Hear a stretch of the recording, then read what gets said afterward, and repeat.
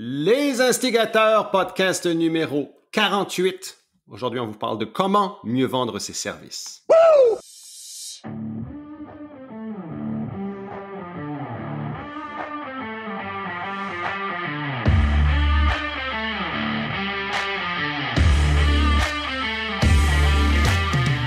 Vous écoutez Les Instigateurs, le podcast de contenu explicite pour entrepreneurs francophones. On parle des meilleures pratiques d'affaires sans dentelle ni gants blancs. On laisse de côté la rectitude politique, les conventions sociales, dans le but de briser les mythes et faire de vous de meilleurs entrepreneurs. Mon nom est Mathieu Dumont, son nom est Dave Ruel. Bienvenue sur le show.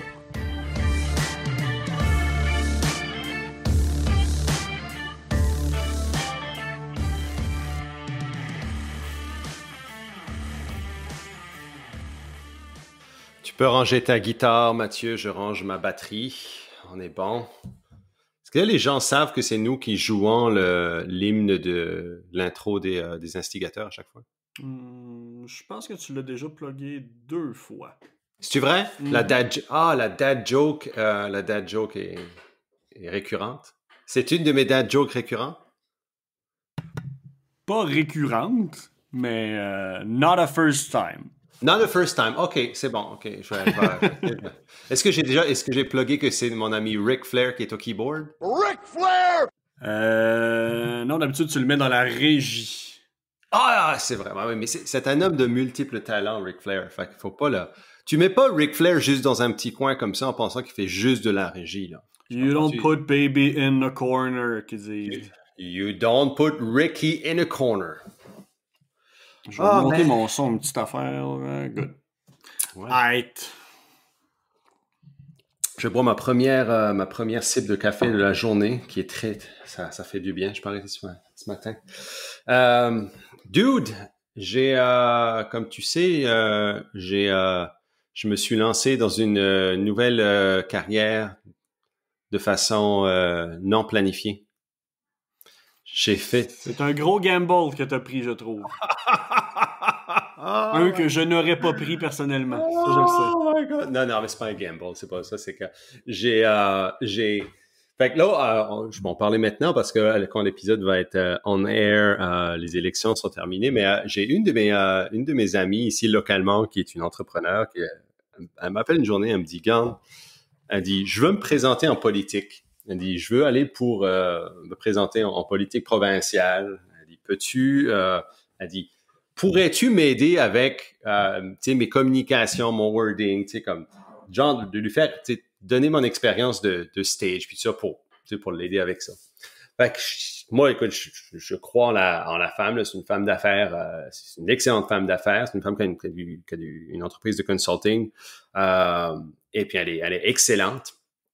Et puis c'est quelqu'un qui ramène toujours des projets exceptionnels pour la région, donc je dis, garde absolument, comme moi, je suis pas tenté. Moi, de toute façon, je te dis, par exemple, je suis pas teinté politique. Puis honnêtement, comme je m'en sac comme de l'an 40 de la couleur du parti, etc. C'est sûr qu'il y a certaines choses à checker, mais j'ai jamais été un partisan, etc. Mais en tout cas, on rentre là-dedans, fait que je l'aide avec ça. Mais dude, la game politique, holy smokes! C'est du temps plein avec des cross-checks dans le coin, là. Non, c'est pire que des cross-checks, c'est des low blows. C'est c'est du dardage, là. Tu sais, quand le gars t'arrive dans le coin puis te donne un petit coup de bâton dans les côtes, là, puis c'est du badgelage, là. Comment je pourrais dire ça? Si la politique était du hockey, ce serait Brad Marchand, genre. Hey. Careful. Ah, c'est vrai, t'es un Bruins fan. Mais non, j'ai vu quelques-unes des interactions que tu as mis, puis je suis comme, pour vrai, c'est pour ça que, tu sais, pas dans mon passé, quand j'étais plus dans le domaine de la TV, j'avais le plaisir de couvrir la politique municipale un petit peu, puis pour vrai, ça joue sale parce que t'as justement une proximité que tu n'as pas au niveau, des fois, comme provincial, puis même plus fédéral, fait que ça tombe vite personnel, inutilement, ça bénéficie pas le débat. Puis, il y a plus... En fait, c'est ça l'affaire, c'est qu'il n'y a plus de débat. C'est plutôt qu'amener des idées puis débattre sur les idées, on joue tout de suite les cartes polarisantes de « toi, t'es bon, moi, je suis mauvais », comme... Ah, puis il y a des, man, c'est des il y a des, comme, tu sais, on parle des mensonges en politique ou des affaires, là. Mais, dude, moi, ce que je ressors, là, c'est qu'il y a un Christi de manque de maturité émotionnelle de la part de beaucoup de monde dans ce milieu-là. À un moment donné, Chris, c'est comme en business. Tu sais, quand tu as un problème en business, comment tu le règles? Bon, ben, tu vois c'est quoi le problème, tu dis, regarde, c'est ça quel problème, tu mets le monde autour de la table, tu brainstorm, puis tu trouves une astuce de solution pour ton problème. Tu sais, hey, mais c'est pas le même, ça marche en politique. C'est ça que, ça a été, moi, ça a été comme, pas un wake-up call, mais ça a été comme, j'en revenais, j'étais juste comme sidéré du discours de certaines personnes par rapport à comme. Mais la politique et l'entrepreneuriat, c'est complètement l'opposé dans la façon de gérer puis communiquer. L'entrepreneuriat, c'est un monde de solutions. La politique, tu veux pas démontrer que tu as raison, tu veux démontrer que l'autre a tort. Oui, mais c'est complètement au niveau des... Tu sais, je veux dire, il n'y a pas de moyen de progresser dans cette philosophie-là. Là. Oui, non, exactement, là, tu sais, fait que écoute, moi, j'étais comme vraiment surpris de ces choses-là. Si un jour, je te dis, je veux me lancer en politique, je te shut down, hein.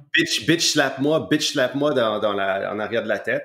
Parce que, holy smokes, quand je pense que, puis c'est pour ça que beaucoup d'entrepreneurs ont checké out, de la politique en général, c'est que, Chris, t'as pas le temps à perdre avec ces affaires-là. L'impact de l'entrepreneur qu'il peut faire en tant que personne, en tant qu'entreprise, sera souvent beaucoup plus gros que l'impact que tu peux amener en politique en tant que personne, tu sais. Oui, c'est pour ça que l'entrepreneur va jamais ça. Fait que mais comment je peux dire ça?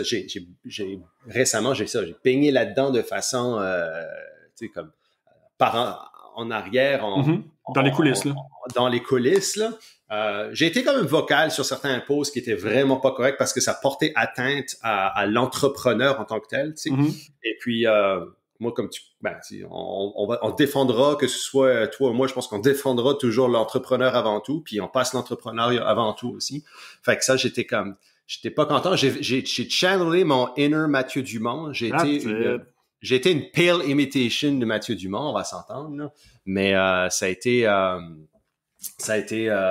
ça m'a, il y a des affaires qui m'ont touché, j'ai rarement été émotionnel comme ça ou comme sortir mon épée puis mon bouclier, là. Ben, c'est parce que ça challenge directement sur les valeurs. Fait que, tu sais, c'est deep, c'est viscéral. C'est ce qui fait la beauté, mais aussi c'est ce qui fait que la politique, c'est toxique, là.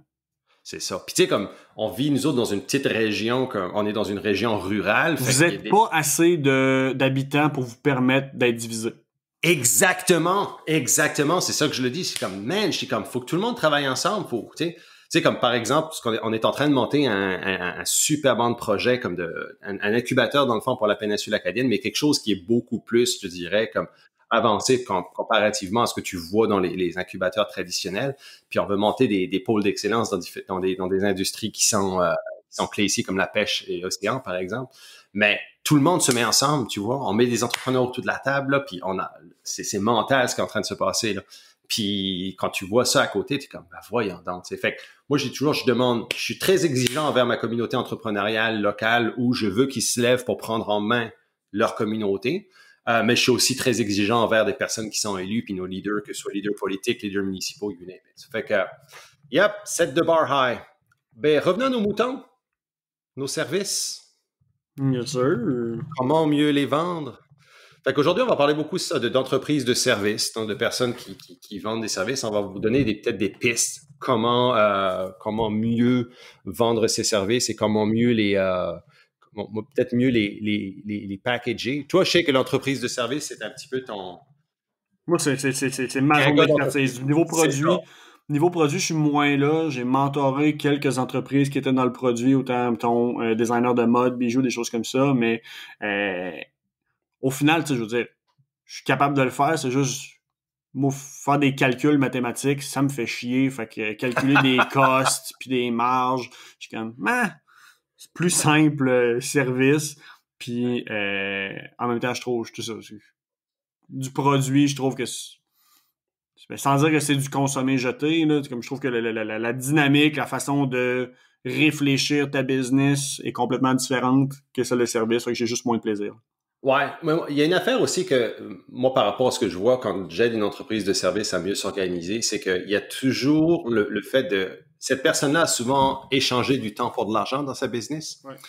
Et maintenant, il faut rentrer dans une optique où comment est-ce que je fais pour avoir du leverage? Et quand tu dis produit, mais moi, j'amène toujours ce qu'on appelle le productization of service, la productisation, je sais pas si comment on fait, la productisation ou la mise en produit, si tu veux, des services. Et puis, tout vient à partir de la création de process. On hammer souvent dans le podcast, c'est création de process, mais c'est vraiment d'identifier ton core offering, donc ce que tu offres vraiment comme ta meilleure offre, et d'en faire un package attractif avec, tu sais, étape 1, étape 2, étape 3, étape 4, étape 5, etc. S'il y a un bon livre que vous voulez lire qui est en anglais, je ne sais pas s'il est traduit en français, c'est un livre qui s'appelle Built to Sell, et c'est une business novel, là, c'est une petite histoire de business, c'est super rapide à lire, c'est super bon, mais ça part justement de ce challenge-là d'une agence marketing, qui est techniquement une entreprise de service, qui veut vendre, et le owner veut vendre sa compagnie, et il arrive le consultant lui dit, tu peux pas vendre ta compagnie, elle est invendable, voici ce qu'il faut que tu fasses pour vendre ta compagnie. Donc là, ce qu'il fait, c'est qu'il dit, qu'est-ce que vous faites, si tu veux, au niveau core, qu'est-ce que vous faites le mieux dans vos produits et vos services? Ben, nous, les logos, c'est ça qu'on fait bien. OK, great. Mais comment as-tu un process spécial? Pourquoi tu es reconnu pour ça? Il dit, ouais, parce qu'on fait un hand sketch à la main, on fait la digitalisation, Fait qu'il leur a montré comme, ben, tu vois, tu as un 5-step process que tu utilises pour tes logos, puis tu es reconnu pour ça. People would pay a lot of money for that. Donc, il lui montre un petit peu comment faire ça, et ensuite comment leverager ça pour grossir sa business, puis ensuite, finalement, à la fin, plot twist, il vend sa business, là, mais c'est ça. C'est intéressant comme livre, mais le point ici, c'est comment est-ce qu'on fait pour amener un service qui est qu'on pense qui est par rapport à nous autres que d'échanger du temps pour de l'argent, de le présenter en tant que produit en tant que tel.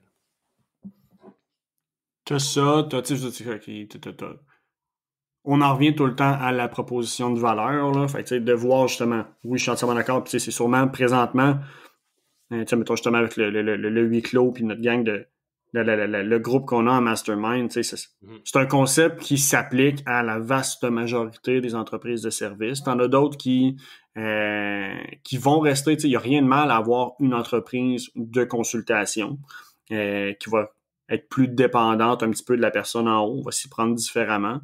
Mais en effet, je te dirais que c'est souvent l'étape 1 d'une bonne restructuration de ton offre de produits et services, de ta stratégie de pricing, de repositionner qu'est-ce que tu proposes vraiment. Est-ce que tu proposes des heures ou tu proposes un résultat, une méthode? Donc, de notre côté, j'ai l'impression que de plus en plus, ça devient quasiment notre étape 1 de faire ce travail-là avec notre monde qu'on semble attirer. Là. Oui, parce que on travaille beaucoup avec des entrepreneurs, des solopreneurs, des personnes qui sont des travailleurs autonomes, des personnes qui ont des agences, qui servent donc quelques employés, mais que c'est très basé sur eux autres et leurs compétences de base. Parce que quand tu vas commencer une entreprise, quand tu es une entreprise de service, souvent, ben, c'est parce que c'est ta compétence à toi que tu veux monétiser dans le fond dans une business, right? Donc, puis j'aime ça, ce que tu viens de dire, c'est peut-être qu'on peut étaler un petit peu là-dessus, mais par rapport à pourquoi certaines personnes vont vouloir grossir une entreprise de service, donc d'amener leur service un peu comme un produit pour se détacher vraiment, je dirais, personnellement de l'exécution, etc., versus d'autres personnes qui trippent sur le fait d'avoir une entreprise de service, que c'est eux autres qui performent le service. Moi, je suis sûr que c'est une question de mindset. Puis moi, j'identifie toujours 2 mindsets. Il y a ce que j'appelle le founder mindset, OK? Donc, qui est le mindset, je dirais, un peu plus entrepreneurial, qui est un mindset où on veut pas nécessairement que ce soit l'exécution soit reliée à soi-même. Et tu as le owner-operator mindset, qui est vraiment comme, je fais le service, c'est moi qui l'offre, c'est moi qui le livre, etc., etc. Et puis, je te dirais que le founder est peut-être plus entrepreneurial, comme je l'ai dit, mais il n'y a pas un qui est mieux que l'autre. Celui qui est mieux, c'est celui qui est mieux pour toi. Comprends-tu? Oui, absolument. Celui qui est plus aligné avec ta personnalité. Ça sert à rien de perdre du temps à développer une stratégie de croissance qui implique des gens. Si tu le sais que ça te tente pas de gérer une garderie, puis que, je sais pas, travailler avec des gens, c'est pas à la portée de tous, je vais le dire comme ça. T'en as qui pensent qu'ils sont, comme j'en suis un exemple inverse. Moi, je pensais que j'étais fait pour travailler tout seul. Turns out, non, finalement, avec la bonne équipe, je suis correct. Mais t'en as d'autres qui pensent qu'ils sont bons pour travailler en équipe. Puis finalement, looking back, 5 ans après, ils font comme, ouais, le dernier compromis que j'ai fait, c'était en 2008. Mais pour moi, t'es pas un team player. Fait que, tu sais, trouvez vraiment ce qui colle le mieux avec votre trait de personnalité sans essayer de le forcer. Puis, si vous êtes chanceux, ce qui est la meilleure stratégie pour la business va coller avec votre style, mais des fois, c'est là qu'on vient à un fork de, bon, mais pour les premières années, tu le pousses owner-operator, puis que tu te rends compte que tu plafonnes, tu as deux options, soit que tu changes de mindset, ou soit que tu passes le flambeau à quelqu'un d'autre. Tu sais, il y a différentes façons de scaler, mais le fondement, tu sais, devrait, au début, être sur toi, je pense, un petit peu plus. Là. Ouais, puis je pense qu'il faut, tu sais, comme, comment je dis ça, c'est go with the flow, parce qu'au bout d'un moment, là, comme ton mindset, c'est pas quelque chose, tu sais, comme tu dis, changer le mindset. Je suis peut-être pas d'accord avec ça parce que c'est pas nécessairement quelque chose que tu peux vraiment changer dans une certaine façon. Tu peux peut-être évoluer, mais je te dirais que si tu as un founder mindset, fort probablement que tu l'as depuis le départ. OK? Peut-être si tu as un owner-operator mindset, puis tu réalises et puis tu peux peut-être évoluer là-dessus, mais même généralement, les personnes qui ont un owner-operator mindset ont tellement de plaisir à performer leur service que pour eux autres, ils vont essayer de grossir la business parce que c'est ça que la culture va dire de oh, faut une grosse business, etc. Donc ils vont s'essayer puis ils vont se rendre compte que ça me prend un autre set of skills complètement. Ça te prend des skills de leadership, ça te prend des skills des people skills. Donc toutes les skills que tu as besoin vraiment pour développer cette business là t'amènent à ne plus performer tes talents, si tu veux, initiaux pour lesquels tu as monté ta business. Et ça, souvent, c'est un deal breaker pour les owners, les personnes avec un owner-operator mindset.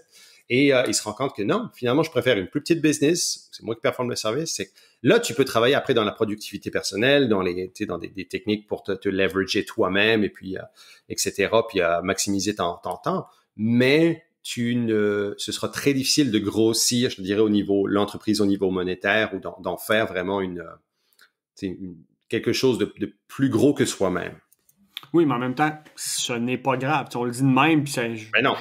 Je veux réitérer le fait que ce n'est pas une mauvaise chose. Je regarde, admettons, des personnes comme Maud Lavoie, qu'on a été. Maud, je la vois beaucoup business owner operator.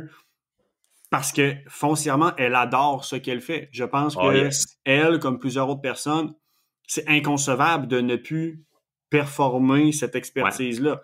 Ça ne veut pas dire qu'elle ne sera pas capable de greffer des personnes puis que ça ne l'intéressera pas. Non, il va rentrer des personnes dans son univers pour l'aider à optimiser son temps pour encore plus performer. Oui, absolument. Puis ça ne veut pas dire qu'elle n'est pas capable d'avoir une vision de scale. Absolument pas. C'est juste qu'il faut que ce soit... faut que ta business reste intègre avec toi. Fait que de là, tu sais, il n'y a pas de mauvaises choses avec ça. Puis de là, pour ramener ça au sujet un peu, du moment que tu as la certitude de l'approche la plus intelligente pour ta business face à ton trait de personnalité, mais comme tu l'as dit, non, en effet, un owner-operator ne pourra pas scaler en revenu de la même façon qu'un founder mindset, parce qu'en effet, tu es toujours plus limité au nombre d'heures. Mais ça ne veut pas dire que tu peux pas quand même faire plus d'argent. De là, ben, tu vas resserrer ta vis sur ton niveau d'expertise, sur une bonne stratégie de pricing qui va faire que tu vas aller chercher du plus haut high value ticket parce que justement, tu sais que ta denrée la plus rare, ça va être ton temps puis qu'il faut que tu charges en conséquence. Il faut que tu fasses une bonne stratégie de comment positionner tes différents produits pour pas qu'ils se sabotent puis qu'à la limite, justement, tu ailles un loss leader intéressant qui va être capable de te faire plus facilement vendre ton flagship hyper payant. T'sais. Fait qu'il y a beaucoup de réflexions à avoir en arrière, mais tout ça part du fondement de cette business-là, elle va croître financièrement de quelle façon? C'est-tu en rentrant des joueurs dans mon équipe ou c'est en optimisant le plus par l'interne avec 1 à 2, 3 ressources maximum? Puis là, ça montre encore une fois que, tu sais, quand tu as un owner-operator mindset, puis tu sais ce que tu tripes à faire, puis tu sais ce que tu es vraiment bon à faire, c'est là qu'il est important peut-être de ne pas s'éparpiller et puis d'aller plus, je dirais, au niveau de nicher son offre. Fait que d'une certaine façon, tu vas pas aller, et puis on le voit beaucoup dans les agences qui vont être un petit peu plus réactives aux besoins du client, qui vont être comme, ah ben lui, il a besoin de ça, puis ils vont faire un petit peu du à la carte là, pour chaque client, versus que quand tu sais exactement que t'es bonne dans une chose. Par exemple, Maud, c'est son website Shopify, et puis elle a identifié le type de client qu'elle capote à travailler avec. Okay? Fait que double down on that. Tu sais que toi, c'est le résultat que tu peux donner à ce client-là. Bâtis ton 5-step process, ton step, tes 3 étapes, tes 5 étapes au niveau de la façon dont tu vas le performer, ton service. Et puis, vends-en plus. Tu comprends-tu? Ça reste un service quand même assez haut de gamme. Donc, le marché est quand même gros assez que tu seras pas, tu manqueras pas de clients. Donc, c'est d'aller puis de nicher ces choses-là. Et plus tu niches, plus tu deviens l'expert aux yeux des clients dans ce domaine-là spécifique. Ça veut pas dire que tu n'es pas bon dans d'autres choses que tu peux pas non plus offrir sur le back-end, mais au niveau de ta perception du client, quand il voit que, moi, je vois quelqu'un qui s'éparpille, là, je suis comme, manque de sérieux. Je vois quelqu'un qui est très focus sur, comme une affaire, puis que, tu sais, qui master vraiment master son craft, là, comme on dit, je sais pas si tu peux te dire ça. Qui maîtrise son art. Wow!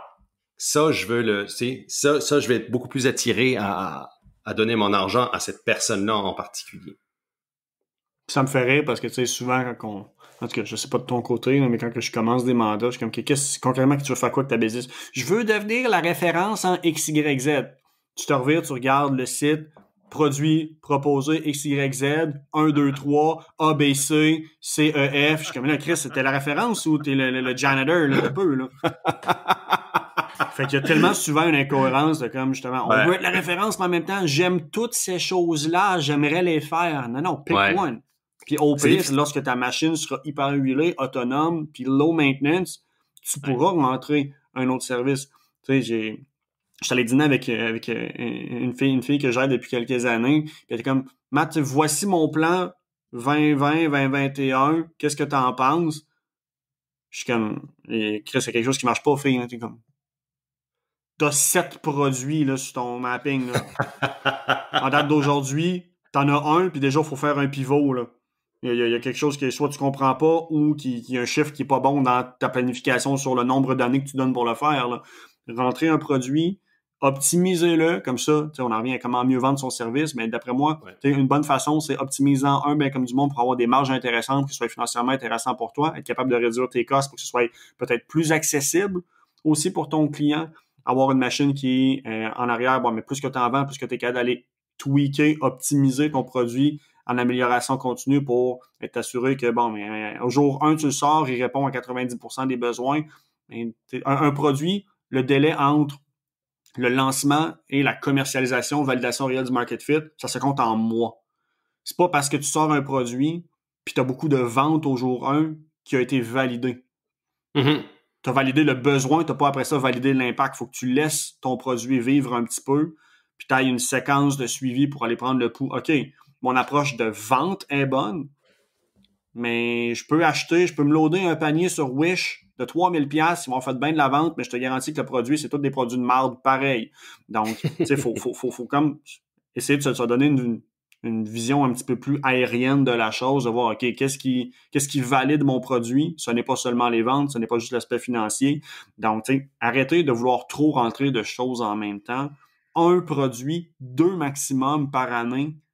Honnêtement, si vous sortez 2 nouveaux produits et services par année, c'est une grosse année. Puis honnêtement, là, comme c'est une erreur qu'on a probablement tous fait en tant qu'entrepreneur, parce que c'est difficile pour un entrepreneur de dire je vais me cornerer dans ça ou me nicher dans ça, parce qu'on sait qu'on est bien plus, on a des idées aussi, donc on veut pas nécessairement finir bloqué.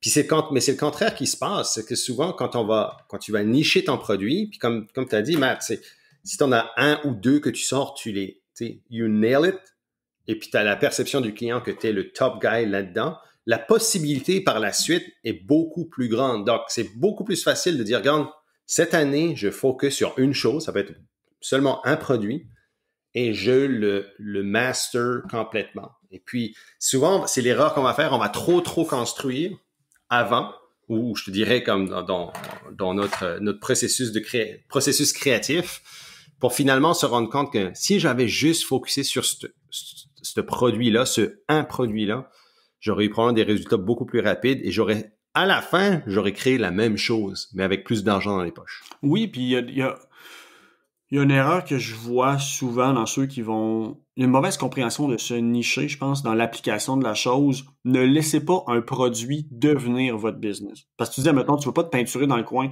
Tu te peintures dans le coin lorsque ta business n'est plus une business. Ta business est un produit. Lorsque tu t'es peinturé... Tu veux te nicher dans un marché, tu veux te nicher dans un type d'audience, peut-être, c'est comme de notre côté, mettons, avec Didac, j'ai fait mon pivot. Moi, maintenant, mon marketing n'est plus adressé en type d'industrie. C'est vraiment, t'en es où dans la croissance de ta business? Peu importe ton market, je m'en sac. Je sais que moi, ce qui m'intéresse, c'est je veux te parler lorsque le switch a été fait, puis là, que tu rentres en croissance rapide ou que tu commences à t'ouvrir à la notion de développement organisationnel. Ouais. Ce que tu fais makes no difference. Rendu là, c'est juste on adapte le lexique, mais tu pars de la philosophie un petit peu plus en haut, en arrière. Donc, essayez de voir comment est-ce que vous pouvez vous nicher vraiment dans une audience, dans un contexte d'utilisation et non pas par un produit pur. C'est ce qui fait que quand tu te niches puis ta business est définie par un seul produit, c'est difficile d'entrer d'autres produits et de réaffirmer vraiment ton vrai positionnement.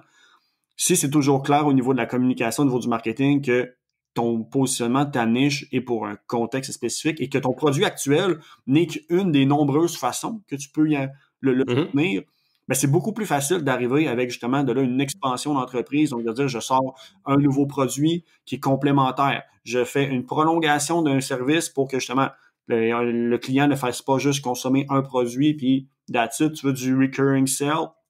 Fait que de voir comment est-ce que tu peux... Ouais. C'est quoi les différents axes sur lesquels tu peux jouer pour grossir ta business, mais tout le temps, justement, pas peinturer dans un coin tout en restant niché. Ouais, mais puis je pense que le contexte aussi, c'est peut-être un élément de niche aussi. On rentre encore un peu plus creux dans la niche. On sait quel type d'entreprise on veut servir ou quel client va attendre, mais le contexte en général est super important parce que le facteur qui va faire qu'une entreprise va dire oui ou non, souvent, est une question de contexte. Et avec un contexte spécifique, un timing spécifique, et ça devient ça rend ton processus de vente beaucoup plus facile dans le fond. Tu sais. Mm-hmm. Exactement comme tu as dit, si tu sais que quand toi tu veux savoir que la business est là parce que tu sais que là la business en a besoin, puis là la business est en pain point, puis que tu peux répondre de façon avec brio à ce problème-là. Boum, il n'y a pas besoin de marketer beaucoup ton produit. Si tu es perçu comme étant la référence, pas de problème, ça devrait se faire assez facilement. Puis déjà, tu sais, le terme référence, là, moi, je vais adresser ça tout de suite. Là. Arrêtez de vous donner ça comme objectif. Là. Il y a personne qui a la même référence. Là. Quelqu'un qui est un... Je l'ai dit dans le passé, là, l'expert de un, c'est le pied de céleri d'un autre. Là. Donc, vous pouvez être la référence pour une business dans un certain contexte ou quoi que ce soit, mais c'est pas impossible de devenir la référence pour tout. Là. Fait que donnez-vous des objectifs un petit peu plus concrets et mesurables, quantifiables. Ouais, non, c'est vrai. Parce que, non, c'est vrai. Puis encore une fois, c'est une question de contexte. Là. La référence, faites une bonne job, bottom line. T'sais. Soyez pas amateur, mais soyez professionnel. Et c'est une question c'est une game de perception. T'sais. Hey, pour en revenir, moi, c'est au niveau de de ce que j'ai, mon cours laps de 3 semaines pour aider une campagne politique, là. Mm-hmm. J'ai réalisé que la perception des gens est autant importante, si tu veux, que le contenu de ce que tu vas apporter. Mm-hmm. D'une certaine façon, c'est que oui, c'est certain qu'il faut que tu répondes à un besoin spécifique, mais comment les gens vont te percevoir toi ou percevoir ton entreprise, tu comprends-tu? Donc, il y a vraiment au niveau du branding, positionnez-vous de façon toujours professionnelle, que vous avez l'air d'une personne que, même si je sais pas ce qu'elle fait, là, j'ai still envie de travailler avec, tu comprends-tu? Fait que c'est d'amener cette perception-là aux yeux des gens, parce que si on a l'air tout croche, ou si notre website a l'air tout croche, ou nos médias sociaux ont l'air tout croche, il va falloir que tu travailles beaucoup plus fort pour vendre ton service par la suite. Oui, tu veux que ton branding puisse te légitimiser, mais en même temps, on va faire l'avocat du diable. Assurez-vous que si vous le faites, vous ayez la certitude que vous êtes capable de livrer. Parce qu'à l'inverse, c'est comme on l'a déjà dit, t'en as qui sont excellents pour se brander, se légitimiser, mais pourtant, ils n'ont aucune substance. Bon, je m'en allais dropper les noms encore, mais tu sais de qui je Don't parle. drop names! Ça, Don't drop tu connais names! la très longue liste de personnes qu'on a déjà jasées. Au final, tu sais, mais je suis entièrement d'accord que le branding est super important parce que c'est de même que tu vas gagner la confiance de ta personne pour ouvrir le portefeuille. Sauf que le fait que la personne est à l'aise à donner de l'argent ne veut pas dire qu'elle va rester confiante et devenir un ambassadeur pour toi absolument, parce que ça, il y a juste la prestation du service qui va le faire. Donc, c'est l'expérience. Là, on embarque à un niveau plus deep là, dans l'expérience client au général, parce que convertir ton client payant en ambassadeur fait que ça va faciliter après ça comment tu vas être capable de vendre tes services. Donc, comme je l'ai dit un petit peu dans le passé, tout est dans tout. Donc, vous devez vous assurer que vous avez un souci du détail dans chacune des phases d'un client et ou prospect, même si j'aime pas vraiment le terme. Là. Donc, vous assurez que le prospect, quels sont les éléments auxquels il est potentiellement exposé avant de faire l'achat, où est-ce que sur mon site, où est-ce qui est dit sur les reviews, les personnes à qui peut parler, tu sais, comme contrôler la narrative de ce qui se dit sur votre positionnement, sur votre résultat. Mais, tu sais, mettons justement comme un exemple très concret, comme je le disais, tu sais, normalement, si vous êtes dans une business 100% produit, ça, absolument, c'est un incontournable à mon sens, mais même dans le service, dans vos suivis, hey, t'es content du service que tu as eu, bon, mais voici comment me le dire. T'es pas content, voici comment me le dire, histoire que tu t'assures que ce qui est positif est mis public, privé, c'est documenté, puis que c'est pas affiché nulle part, puis que tu prends la personne en charge rapidement pour être capable éventuellement de la convertir en un ambassadeur positif. Donc, on peut aller très loin, mais c'est une grande roue qui tourne, donc le positionnement, oui, absolument. Oui, mais ça fait partie aussi du fait d'avoir une vraie bonne business. Tu sais. Mm-hmm. Oui, il y a la perception, il y a la livraison, et il y a aussi le fait de l'expérience que le client va avoir dans tout ce processus-là. Allez voir allez écouter l'épisode 38, on parle de l'expérience client en entreprise de service, donc c'est très spécifique à ça. Puis on donne des exemples concrets, là. Mm-hmm. Mais c'est certain, livrer la marchandise comme il faut, mais le fait de pouvoir amener une expérience client remarquable va vous amener de la business. C'est une façon d'augmenter ses ventes, de mieux vendre son service et justement d'offrir ça que vos clients deviennent vos meilleurs ambassadeurs.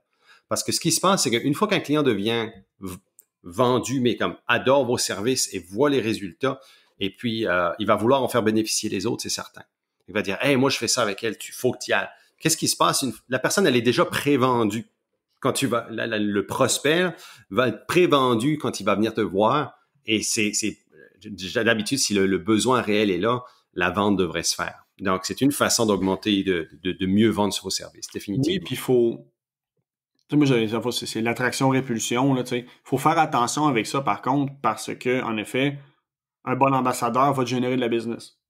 Par contre, quelqu'un qui est ambassadeur de ta business ne veut pas dire qu'il représente ton client parfait. Mm-hmm. Donc, être capable de voir, OK, de quelle façon est-ce que je peux soit préfiltrer en amont les leads qui me contactent, histoire de, même si j'ai... Parce que, tu sais, il y a des clients toxiques que vous avez présentement, que vous cherchez à mettre dehors, qui sont sûrement d'excellents ambassadeurs pour vous, donc possiblement vous vendre et créer le besoin avec d'autres clients toxiques comme eux. Donc de là, ultimement, votre produit se vend bien, mais il se vend à la mauvaise personne quand même. Donc, essayez de voir comment est-ce que par le choix des mots, le choix de l'approche, le choix de le workflow pour justement devenir un client en amont, vous avez le contrôle pour être capable de votre côté de mieux filtrer puis de repousser les personnes qui veulent acheter de vos produits, mais qui ne cadrent pas avec le client que vous désirez accompagner ou que vous voulez aider. Là. Donc, lever des clients pour lever des clients, à mon sens, c'est une perte de temps. C'est ce qui fait que vous allez vous ramasser à faire beaucoup de sous dans une business que vous aimez plus. Donc, de mon côté, je suis un gars de j'essaie d'avoir la plus longue durée de vie avec mes clients. Fait que c'est comme quelque chose que j'essaie de mettre très tôt, de comme, bon, mais parfait. C'est pas vrai que quelqu'un qui veut faire affaire avec toi peut juste t'appeler puis booker quelque chose. Non.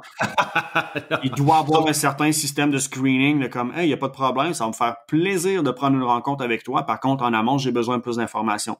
Quel est ton contexte? Quel est ton type d'entreprise? Quels sont tes délais? Quel est ton budget? Donc, être capable d'aller, J'en ai déjà parlé. Quel type de personne aussi est ce client-là? Si c'est une personne que oui, qui représente sur papier votre client parfait, mais la personne, c'est comme no freaking way que je veux travailler avec, travaillez pas avec. Soyez aussi je dirais pas discriminatoire, là, mais soyez rigoureux là-dessus parce que c'est justement choisir avec qui qu'on veut travailler, c'est pas discriminatoire. Tu sais, je veux dire, j'en ai parlé dans le passé, c'est votre job d'identifier sur papier quels sont mes drapeaux jaunes, drapeaux rouges. Drapeau rouge, des red flags, c'est non négociable. Il y en a un, you're out. Drapeau jaune, c'est contextuel. Si toi, tu es dans un slump, une période plus creuse, tu peux en permettre un ou deux. Dans une bonne période, un drapeau jaune devient drapeau rouge. Sauf que de là, tu devrais jamais te sentir mal de dire à une personne, malheureusement, même si ton projet m'intéresse, on ne fera pas affaire ensemble. À cause de, justement, ta façon de communiquer. J'en ai de mon côté, Chris, que dans le système de support de Didac, le seul contenu, c'est le titre « Appelez-moi », puis l'information de contact qu'il te laisse dans la section courriel, c'est son numéro de téléphone. Je suis comme, Chris, ce gars-là, genre, beaucoup trop intrusif, puis comme, non, quelqu'un qui me dit « Ouais, tu vas faire ça pour moi. » Non, la seule chose que je vais faire, c'est fermer cette conversation, là. Ça arrivera pas. Fait que ne vous sentez jamais mal de mettre du monde dehors ou de décider qu'il rentre dans votre maison, là. Non, un client, percevez-le comme un colporteur, là. C'est toujours le contrôle de savoir, bon, mais tu viens me vendre ta salade, viens me vendre ton besoin, puis on verra après ça, là. On le fait, nous autres, tout le temps, maintenant avec les instigateurs, avec le programme de mentorat. Le nombre de personnes qu'on est comme, tu sais, sur papier, ça regarde bien, c'est exactement le type de personnes qu'on peut et qu'on veut aider, mais on peut pas accepter cette personne-là par le fait que c'est un travail de groupe et on sait à quel point cette personne-là peut être intrusive et peut complètement débalancer la cohésion du groupe. Donc, on peut pas nécessairement accepter ces choses-là. Donc, faut être très rigoureux faut être très rigoureux et très sélectif d'une certaine façon parce que le plus vous le faites, le mieux les choses se porteront pour votre business. Oui, il faut pas le voir comme, je veux pas faire cet argent-là. Trust me. Vous allez peut-être pas faire cet argent-là, mais vous allez en faire beaucoup plus sur le long terme à cause de ça. Mm-hmm. Absolument. Sinon, ben évidemment, tu sais, le prix va avoir un gros élément. En fait, je dis ça. En le disant, je sais que je suis déjà pas d'accord avec mon statement, mais le prix va avoir un gros impact sur la façon que vous allez être capable de vendre vos produits. Ce que je veux dire par là, c'est pas le chiffre en soi, c'est la relation entre vos différents produits-services et comment vous le positionnez. C'est pas parce que c'est cher que ça va être plus dur à vendre. Absolument pas. Non. Ben, encore une fois, on rentre dans le contexte. Oui, à qui tu vas vendre, mais quel est le contexte de la vente? T'sais? Et si une personne a besoin de ce service-là right now, puis elle voit le retour sur investissement de façon rapide, le prix, là, ça devient accessoire. T'sais? Une personne peut négocier ou peu importe, mais honnêtement, le prix devient accessoire à ce point-là. C'est certain que si vous êtes complètement comme dans le champ gauche par rapport à votre pricing au niveau de l'industrie, là, ça, c'est une autre discussion.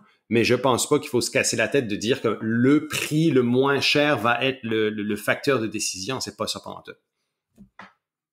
C'est une question de perceived value, de valeur perçue au client tout le temps. Donc, si vous êtes capable d'avoir assez d'éléments pour limiter la perception du risque associé avec l'investissement, peu importe le prix que tu vas demander, tu vas le vendre.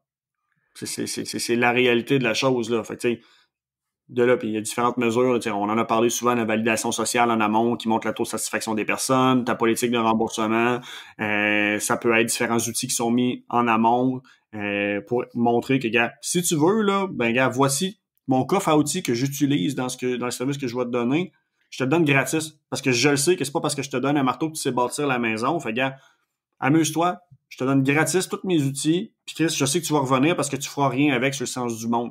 Donc, tu sais, de là, t'aides la personne à voir que, justement, t'es confiant dans ton produit, que si la personne, elle se sent autonome, tu lui donnes accès, elle peut le faire, mais en même temps que t'es capable, ton track record le montre.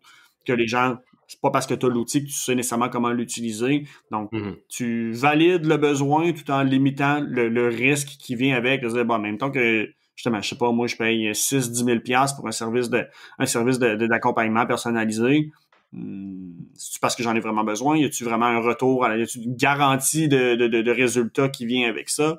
Donc, c'est toutes des choses que vous avez le contrôle dessus, là. Donc, soyez stratégique dans les éléments que vous mettez ensemble. Puis, en même temps, c'est tout le temps une question, comme je le disais, de rapport entre les prix. Donc, c'est sûr que tu auras plus de misère à vendre un service d'accompagnement personnalisé à 10 000 $, si tu donnes l'équivalent, mais en groupe, en petit groupe, admettons, pour 2 000 $. Tu sais, il est supposé avoir un gros contraste, ou du moins un contraste assez significatif pour que les gens comprennent pourquoi un produit est moins cher versus un produit est plus cher, puis que ça make sense ensemble. Trop souvent, c'est que je vois des entreprises, évidemment en service, avoir une offre qui se cannibalise, qui sont pas capables de vendre des gros produits parce qu'ils sont trop généreux dans l'offre du milieu, l'offre d'entrée. C'est vrai. C'est vrai. C'est vrai. La générosité est souvent un problème au niveau des entreprises de service. On veut over-delivery souvent, puis le fait d'over-delivery de façon massive va avoir des conséquences beaucoup plus négatives sur votre business que positives. C'est correct d'avoir un produit que tu n'es pas capable de vendre, mais d'habitude, tu veux pas que ce soit ton produit le plus payant. Mais non. Non, certainement pas. C'est ce qu'on appelle le decoy offer. On pourra en parler sur d'autres épisodes parce qu'on travaille beaucoup là-dessus avec nos étudiants en mentorat sur la façon de pricer et puis le three-tier pricing avec le decoy, etc. Un loss leader, un decoy, tu as différentes stratégies. Non? Ben oui, définitivement. All right, mon chum, je pense qu'on a fait beaucoup le tour de ces choses-là. On va se garder un petit peu de meat pour ce qui est des entreprises de service. Allez écouter l'épisode 38, encore une fois, au niveau de l'expérience client. C'est un bon épisode au niveau, si vous avez une business de service, à écouter. Si on l'a pas, parce que là, on a choisi pas mal d'affaires, mais juste que ce soit concret en partant, là, gars. Mieux vendre vos produits, très simple. Convertissez vos services en un produit, en une méthode. Ça se fait par des process définis. Donc, votre offre doit être clair, pas trop vague. Ne soyez pas réactif à vos clients. Parce que vous définissez votre produit. C'est vous l'expert, c'est pas lui. Oui, soyez à l'écoute des besoins, mais ne soyez pas réactif à toujours être une poule pas de tête qui change son approche. On ne vend pas on ne vend pas le produit, on vend la business et la business, elle, vendra les produits. Puis, ayez une stratégie de prix qui fait du sens. Si vous avez ces quelques leviers-là, qui sont cohérents dans votre business, ça devrait vendre sans trop de friction. Exactement. Thank you, MD. On aimerait vous entendre, comme à l'habitude, podcast @instigateur avec un s.com. Laissez-nous savoir si vous avez des choses, des trucs, des affaires que vous faites qui font que vous vendez mieux vos services que peut-être vos compétiteurs. On ne vous demande pas de révéler tous vos secrets d'affaires, mais c'est des petites choses. On aimerait vous entendre. Merci à tous nos auditeurs. On reçoit, Mathieu, de plus en plus de emails des gens. Je pense que les petites plugs à la fin là, qu'on donne ou les petits challenges fait qu'on reçoit beaucoup plus de commentaires pertinents. Toujours des commentaires super intelligents. Fait que je vous aime, mes amis, parce que vous êtes smart. Puis on aime ça avoir des emails smart. Donc, merci encore une fois. Et puis, je vous souhaite une bonne semaine à tout le monde. Bonne semaine, mon chum. Laisse pousser ta barbe. Bon barbecue. Et puis, on se parle la semaine prochaine. Yes. Ciao. Salut. Goodbye. Vous venez d'écouter le podcast des Instigateurs. Ça vous intéresse d'en entendre plus? Alors, n'hésitez pas à vous abonner à notre chaîne, cliquez sur le 5 étoiles et surtout, nous laisser connaître les sujets que vous aimeriez qu'on aborde dans les prochains épisodes. Pour le faire, simplement qu'à nous envoyer un courriel à podcast@instigateur.com ou visiter notre site web instigateur avec un s.com.